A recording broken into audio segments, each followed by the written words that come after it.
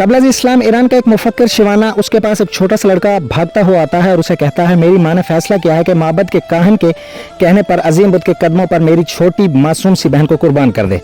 आप मेहरबानी करके उसकी जान बचा दें। शिवाना लड़के के साथ फौरन माबद में पहुंचा और क्या देखता है कि औरत ने बच्ची के हाथ पांव रस्सियों में जकड़ लिए हैं और छुरी हाथ में पकड़े आंख बंद किए कुछ पढ़ रही है। बहुत से लोग उस औरत के गिर्द जमा थे और बुत खाने का काहिन बड़े फख्र से बुत के करीब एक बड़े पत्थर पर बैठा ये सब देख रहा था।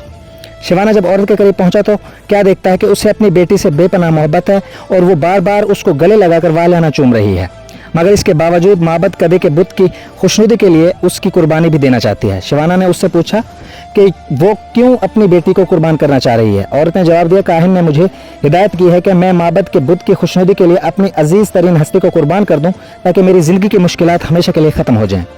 शिवाना ने मुस्कुराकर कहा, मगर ये बच्ची तुम्हारी अजीज तरीन हस्ती थोड़ी है, इसे तो तुमने हलाक करने का इरादा किया है।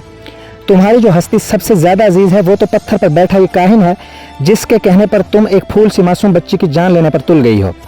ये बुत अहमक नहीं है, वो तुम्हारी अजीज तरीन हस्ती की कुर्बानी चाहता है। तुमने अगर काहिन के बजाय गलती से अपनी बेटी कुर्बान कर दी तो ये ना हो कि बुत तुमसे मजीद खफा हो जाए और तुम्हारी जिंदगी को जहन्नुम बना दे। औरत ने थोड़ी देर सोचने के बाद बच्ची के हाथ पांव खोल दिए और छुरी हाथ में लेकर काहिन की तरफ दौड़ी, मगर वो पहले ही वहां से जा चुका था। कहते हैं कि उस दिन के बाद वो काहिन उस इलाके में फिर कभी नजर नहीं आया। दुनिया में सिर्फ आगाही को फजीलत हासिल है और वाहिद गुनाह जहालत है।